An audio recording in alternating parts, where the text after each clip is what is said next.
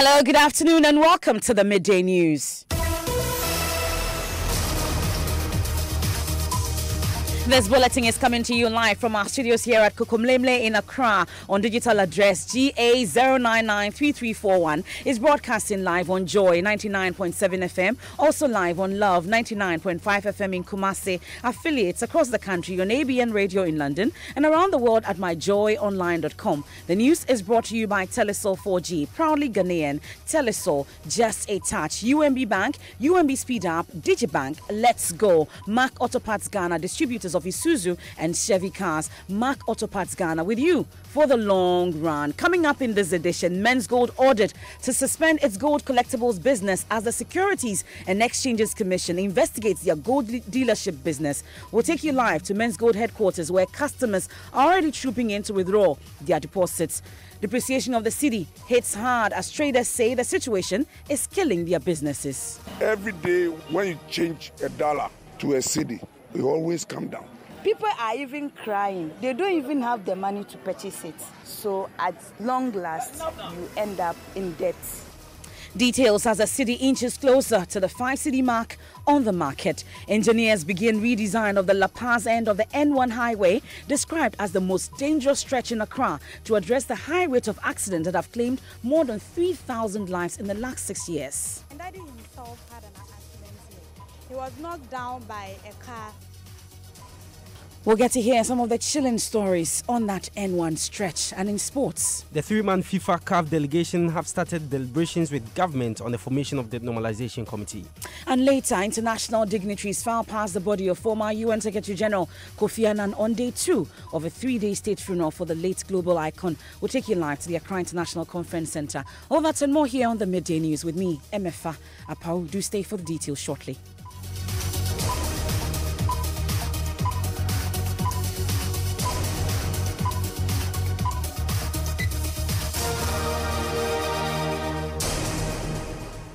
And in our very first story for this afternoon, the Securities and Exchanges Commission has asked Men's Gold Company Limited to cease trading in gold collectibles. Men's Gold's business module of buying gold and subsequently advancing interest to investors in Ghana is said to be in breach of its license agreement.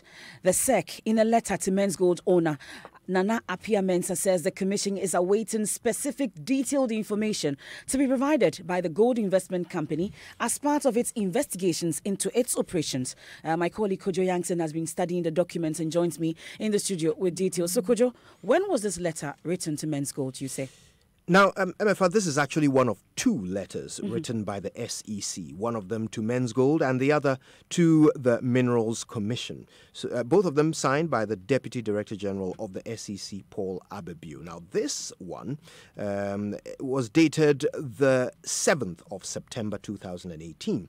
It opens by quoting Act 929, which is the Securities Industry Act 2016. It gives the SEC the mandate to, among other things, register, license, authorize, or regulate market operators in the securities industry. Now, the letter goes on to state that the regulator started to look into the activities of Men's Gold in August this year when they visited the company's offices and held discussions with its CEO, Mr. Nana Yao Ofe, who was in the company of an advisor, Reverend Derek Ekubia. Now, there are further details. They say that their interactions with the two confirmed to the SEC the view that the aspect of Men's Gold's business, which involves the purchase or deposit of gold collectibles from the public and contracts issued with guaranteed returns with clients, is a capital markets activity.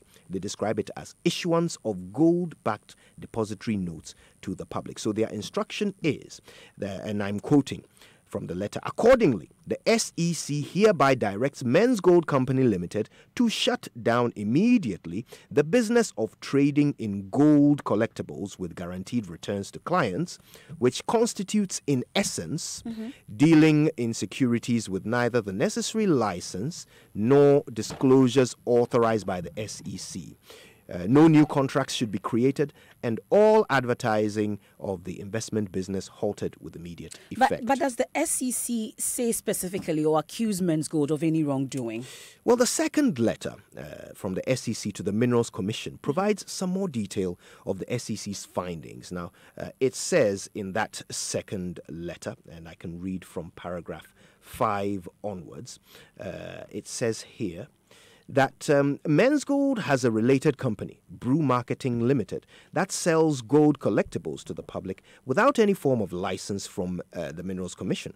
It is the same collectible that is deposited with Men's Gold for trading. The two business models are intimately linked. Now, it says in September 2017, the SEC issued a public notice indicating that it does not regulate Men's Gold. Then, of course, this investigation began in 2018, and they are saying that on the 23rd of August, when they visited Men's Gold to seek greater insight into the nature of the operations, they found that the purchase of gold from the general public is a legitimate activity since they are purchasing collectibles. However, the aspect of Men's Gold's business which involves the purchase or deposit of gold collectibles from the public and contracts issued with the guaranteed returns for its clients amounts to dealing in securities. And so what they are saying is that Men's Gold inviting the public to invest in its business is a violation of Section 2651 of the Companies Act 1963 as variously amended, and as well as Regulation 40 of the Securities and Exchange Commission's Regulation 2003. Thank you very much, Kojo Yankson, bringing us details of those letters. But my Joy Online editor, Malika Basdabu, has also been doing a lot of work in this area. Of course, we've also received a statement from Men's Gold shortly, but we'll get to that shortly. But let's go live to the Men's Gold headquarters at East Legon, where many customers are arriving to withdraw their deposit. Joy News editor Araba Kumsing is there for us and joins us live here on the Midday News. So, Araba, what can you report? Well, MFA, I got here a while ago and there was chaos all over the place because customers of Men's Gold who had supposedly heard the announcement by the Security and Exchange Commission that the company is to cease dealing in gold deposits had rushed here to come and collect their deposits. Some of them have, deposited as much as 50,000, 100,000, and they're all here trying to get into the company to, find out exactly what is going to happen with the monies that they deposited here. We tried to speak to some members of the management here. They declined to speak. Rather, what they did was ask us not to film here, and were trying to prevent us from actually doing our work. So as I speak now, there's some level of calm here. They've asked all the customers to come into the premises of the building. They've barricaded the premises from other people, and so we're here waiting for the customers to come out so we can, get a word from them on what they've been told by the management of Men's Gold. But let me speak to one of the gentlemen who went to, try and collect his deposit. Hello, good afternoon. Okay, so he doesn't want to speak right now, but basically he is not too happy. He doesn't look happy, and from what I hear, many of them are being given reasons why they cannot be given their deposit immediately. So we are monitoring the situation, MFR. Joy News editor Araba Kumsin there. Of course, we'll bring you more from the East Legon headquarters of Men's Gold in our subsequent bulletins. But like I said, there's a statement from the Men's Gold company, and my Joy Online editor Malika Basdabu is with me in the studios with details. What does it say, Malik? Let me just read briefly. It's a few paragraphs later. This and the title is Men's Gold is open for business. Let me read. The management of Men's Gold Ghana finds it very unfortunate that a letter relating to business discussions between the organization and the Securities and Exchange Commission has found its way to the public. Men's Gold, in the wake of the Bank of Ghana warning to the public to desist from doing business with the organization, availed itself to all relevant state institutions for various consultations and dialogues designed to arrive at a productive, sustainable resolution. One of such organizations is the Securities and Exchange Commission, with whom we have been hopeful of arriving at a cordial resolution to all matters, if any. Then we submit to its standards if we must. In the second but last paragraph, this needless leak believed to be coming from the Securities and Exchange Commission is, to say the least, in very bad faith and distasteful. It as it defeats our confidence in the body and an affront to cooperation, we totally condemn it. As a law-abiding organization, we have referred the matter to our lawyers, and rest assured, the right action shall be taken. We hereby assure all our cherished customers that neither Men's Gold as a business entity nor any of its products has been shut down. We urge for calm as we deal with this matter to its logical conclusion. Your gold trades are very safe and business is proceeding as usual. But that bit of the assurance, Malik, the statement from SEC is saying that accordingly, the SEC hereby directs Men's Gold Company Limited to shut down immediately the business of trading in gold collectibles with guaranteed returns to clients, which constitutes, in essence, dealing in securities with neither the necessary license nor disclosures authorized by the SEC. But we'll leave it there for now. But you've been doing some work in that area. I've heard about 100,000, 50,000 deposits. What did you find briefly, There's Malik? actually more. I had a conversation with some members of staff, marketing staff, who told me they were expecting $300,000, $500,000. We know people who have invested close to $1 million in this business, and we have conversations with them. In fact, last week, when we went to Brew Marketing, where the gold is purchased and deposited with Men's Gold, people were still buying gold there. And in spite of all the warnings by the Bank of Ghana, we ourselves on this network, on the Super Morning Show, we read the licenses that the government of Ghana entered into with Men's Gold. That does not permit Men's Gold to engage in the kind of business that it is engaged in. We read a letter by the Minerals Commission in September last year, warning Men's Gold to desist from this kind of business. In spite of all of that, and the Bank of Ghana warnings, people were still buying and the company was still trading in gold. So you go to Brew Marketing, buy the gold, send it to Men's Gold, deposit it there, and then you get a certain percentage of the value of gold that we bought. What we recognized last week was that when we went, there were various ranges of dividends that you are paid, depending on how much gold you buy. You can get between 7%, 10%, or 12%. Last week when we went, the only value they gave was the 7%, which was a fixed price now. But people were still buying. We spent about 10 minutes there. 4 different people came in and bought gold. But of course, we heard from the PMMC on these interests that people were accruing on that. They thought that it was unrealistic. But we'll get more on this in our subsequent bulletins. Thank you very much, Malik Abbas Dabo. The stories are on my Joy Online as well. Of course, they're on myjoyonline.com. You're still listening to the Midday News here on Joy 99.7 FM. Now, away from that, the depreciation of the cedi against the major currencies is beginning to hit hard as traders say the situation is having a heavy toll on their businesses. Checks on the markets show a rise in the price of some major commodities. Nancy Emefa Jwadosi just returned from the Nima market, a major food market in Accra, where she's been interacting with some traders. You change like 500,000 naira. You buy items like 100 pieces. But now, because of the dollar that has gone up, you get it like 70 items. And when you bring it here, people are even crying. They don't even have the money to purchase it. So at long last, you end up in debt.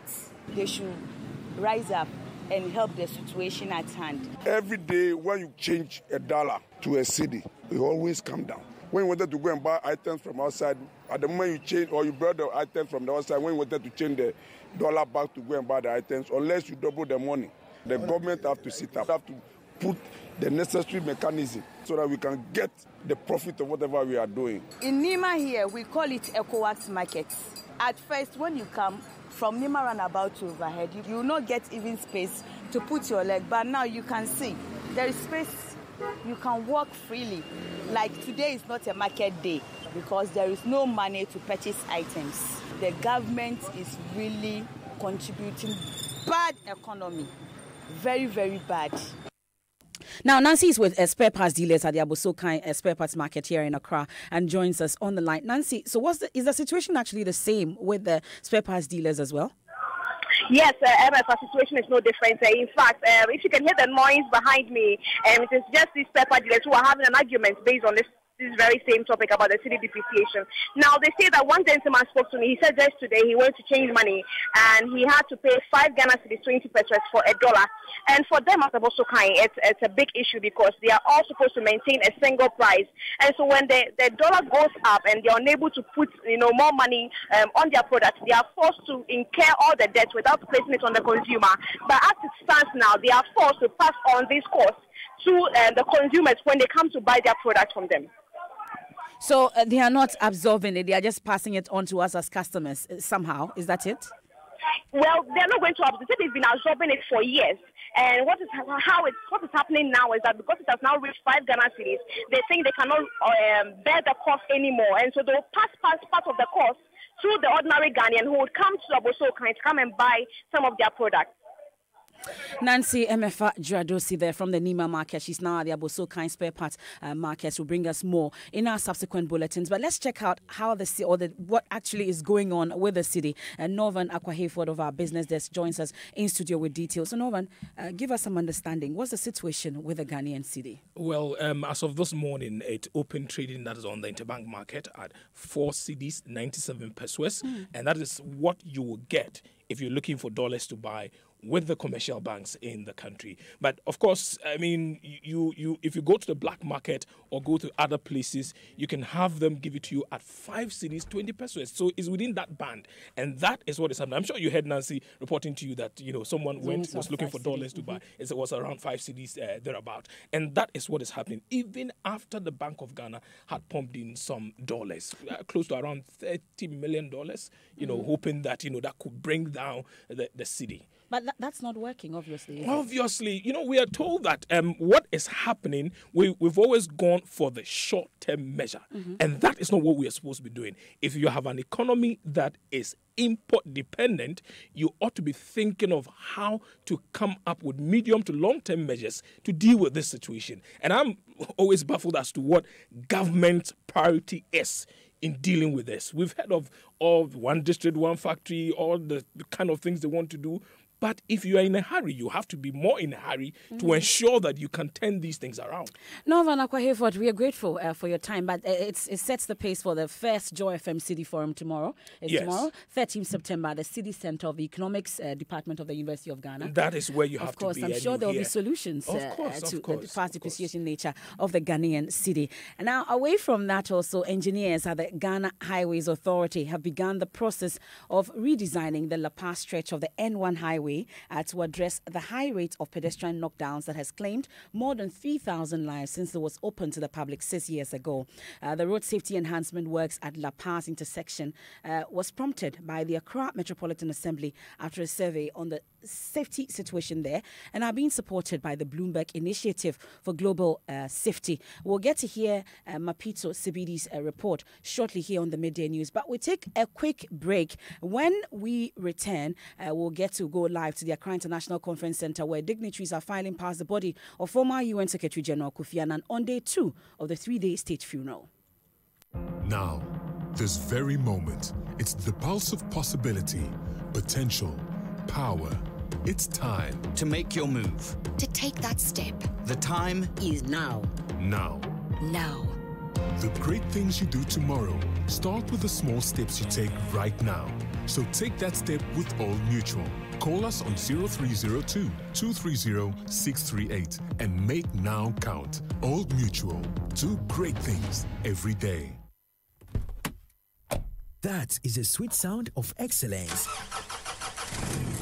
That is the sound from Mack. Yes, Mack Ghana is the #1 distributor of the world's best quality Isuzu and Chevrolet vehicles in Ghana. Isuzu trucks from 1.5 tons to heavy-duty vehicles. Isuzu buses from 15 to 33 seaters, double and single cabin pickup, available in automatic and manual transmissions. We also stock a wide range of Chevy cars from SUVs, sedans, and small cars, fully loaded with exquisite specifications. All our range of vehicles stand out due to its high fuel efficiency, safety, luxury, spacious interior, world-class delivery, and after-sales servicing. What's more, we offer flexible payment terms to meet your pocket. Mark Ghana is a sole distributor for Isuzu trucks and pickups, as well as all range of Chevrolet cars in Ghana. Call us on 0302-813-919 in Accra or 0242-039-550 in Kumasi. Visit our website at markghana.com.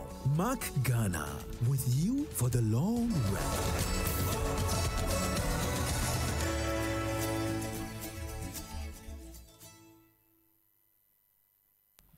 Thanks for staying with us here on the Midday News. Let's take the latest from the world of sports. Benedict Owusu is in the studios. You've been missed. Yeah. What's in sports? All right, so first Vice President of the Confederation of African Football, that's CAF, Amaju Pinnick, is in the country with two other people to meet government on the formation of the Normalization Committee. Now, Pinnick arrived last night with Mr. Veron Mosengo, FIFA's Director, Member of Association, and Mr. Nicola Luca, FIFA Manager, Member Associations. And according to our checks, they are currently in a meeting with officials of the Sports Ministry, and we will definitely follow that and bring you more in our subsequent sports bulletins. But away from that, former Black Stars captain CK Akono has called for massive support for Black Stars coach Kwesi Appiah in whatever decision he takes regarding the national team. Now, Coach Appiah overlooked the Ayew brothers as well as Captain Asamoah Gyan scored in their shock 1-0 defeat to Kenya in an Africa Cup of Nations qualifier last Saturday. Many feel those three players would have made a huge difference in the game and want the coach to bring them for the next game. But CK Akono insists we must be patient with the coach since he knows what he's doing. The fact that he sidelined them, also for them to take a break, the rest is a good sign. He gave other guys a lot of chances, to play. And I think by now he's aware. He knows exactly what to do. It's like, this is what I'm looking for. I've had it. And now, what is next?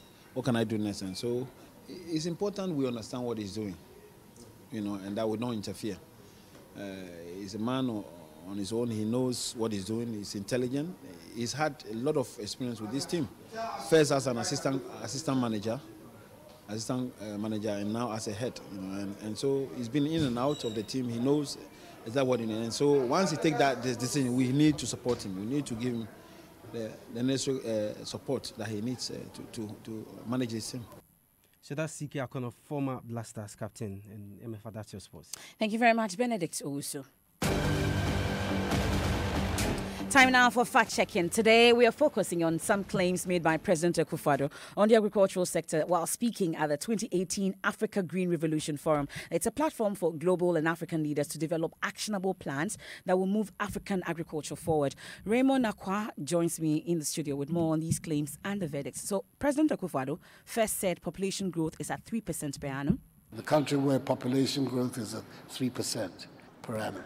Is it 3% per annum? Yes, this is mostly true. Ghana's population is now estimated at 29.6 million, up from 24.5 million, which was recorded during the 2010 population and housing census. So since that time, we've been doing estimations over the period. Of course, this is like 23 million more people have been added to the population compared to the time we had independence, which was around, less than 6 million at that particular time. So this is likely true. The Statistical Service also estimates that to be 2.5% anyway. So he also said the agri sector grew by 8.3% in 2017.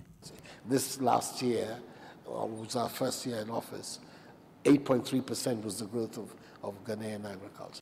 The verdict? This is also mostly true. The claim is corroborated by the annual 2017 GDP released by the Statistical Service, which indicates that the provisional expansion of the sector happened from a growth rate of 3.0 in 2016 to 8.4% in 2017. Of course, its share of GDP, however, declined from 18.7% in 2016 to 18.3% in 2017.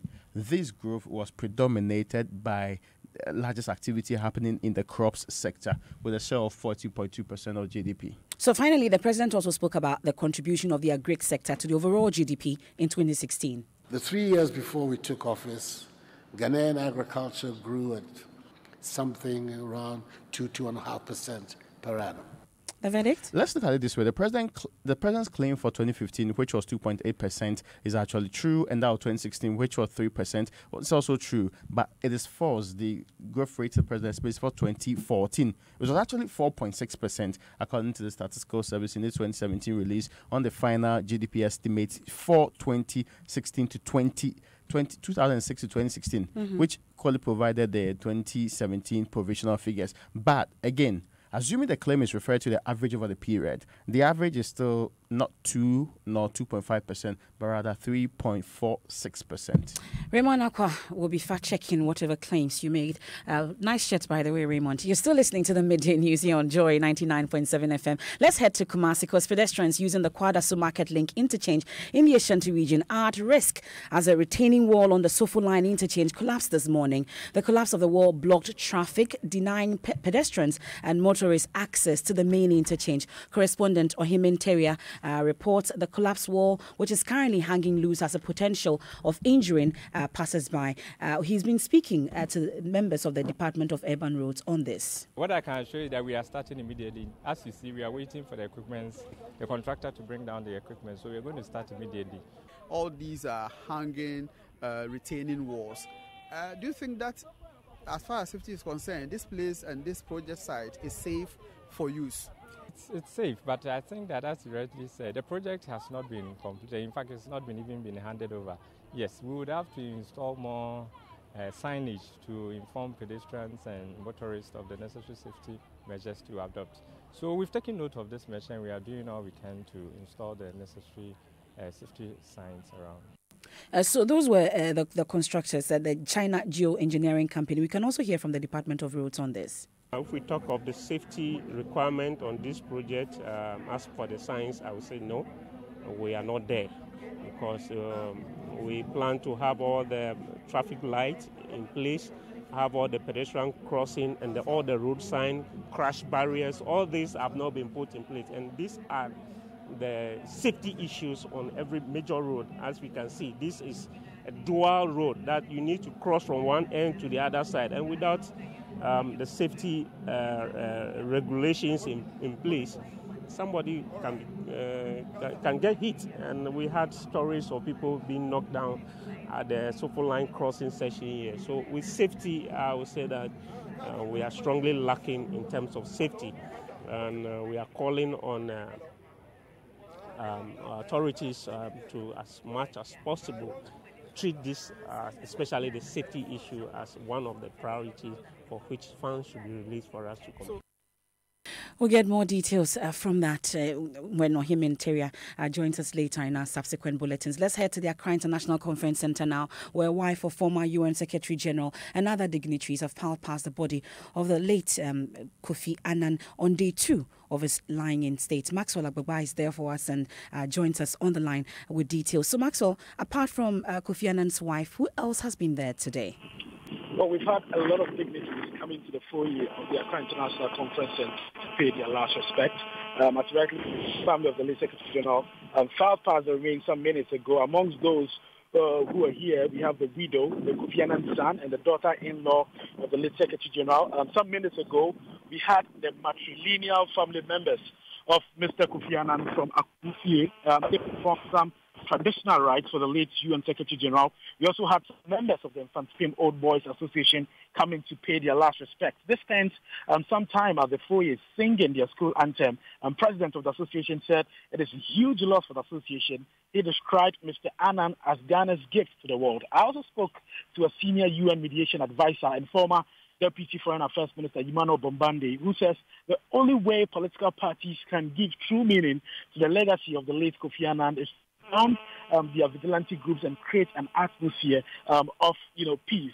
Growing global threats of terrorism, especially in some parts of Africa, he stated that the militaristic approach towards the menace is not really, helping. And I'm sure if I know that 2001, when Kofi Annan was appointed to a second term, the U.S. experienced some attacks on September 11th, and that was subsequently followed by the invasion of Iraq. And that became a major issue during his term. We've had some past ambassadors also coming here to pay their last respect Maxwell Agbagba there from the Accra International Conference Center. Let's quickly take excerpts of a documentary put together by Documentaries editor at Joy News, Fifi Kumsen, on the life of Mr. Kofi Annan.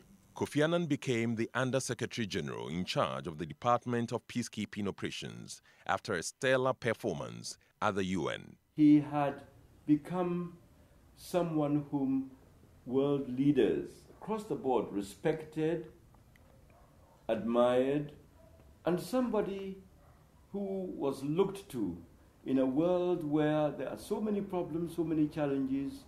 He used to say, problems without passports. There are so many problems in the world today that no one country, no one leader can tackle.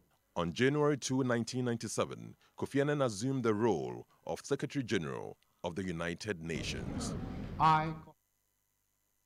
You may want to catch the full version of this documentary on the Super Morning Show tomorrow.